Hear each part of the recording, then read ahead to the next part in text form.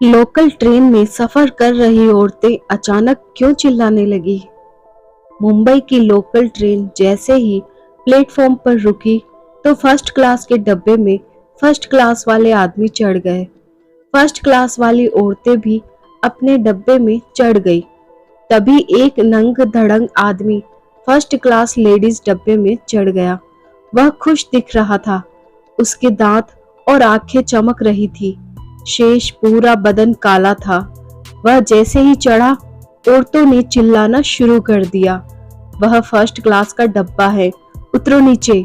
मगर उसको तो जैसे कुछ फर्क ही नहीं पड़ रहा था। वह अब भी हंस रहा था। औरतों की आवाजें सुनकर फर्स्ट क्लास वाले पुरुष भी चिल्लाने लगे, अरे क्या कर रहा है, देखता नहीं वह लेडीज डब्बा है।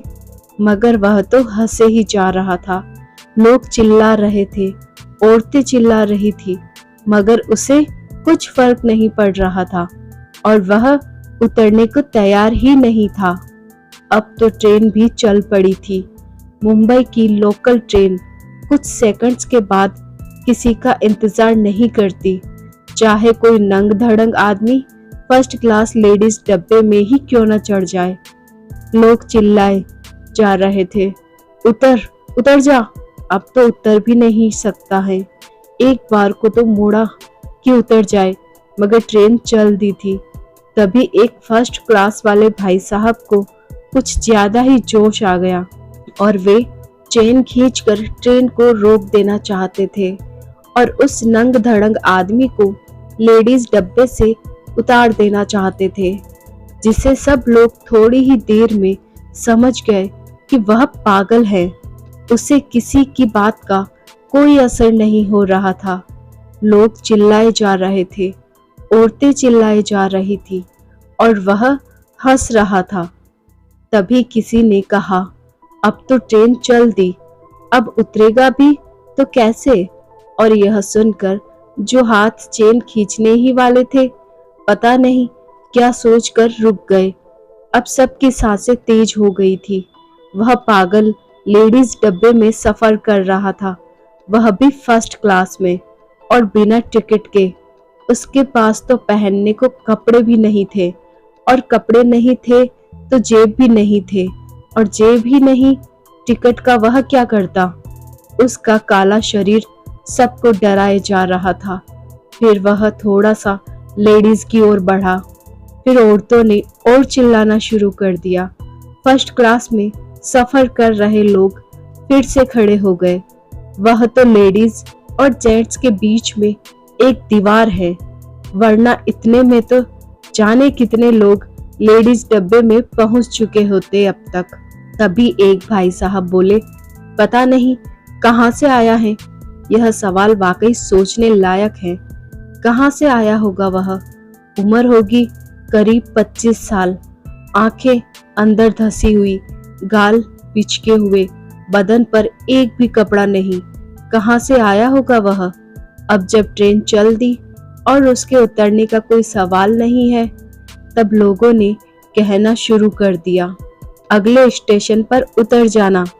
वह यह कहने वालों की ओर देखकर ऐसे हंस रहा था जैसे कहने वाला कोई बंदर हो और वह एक बच्ची की तरह कोई बंदर देखकर खुश हो रहा हो।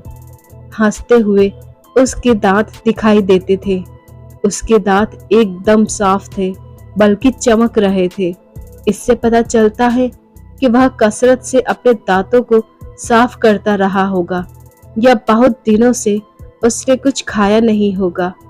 उसकी हालत कुछ ऐसी थी जैसे उसका सब कुछ जल्दी ही में छिन गया हो। वह कोई बड़ा सदमा बर्दाश्त नहीं कर पाया और पागल हो गया।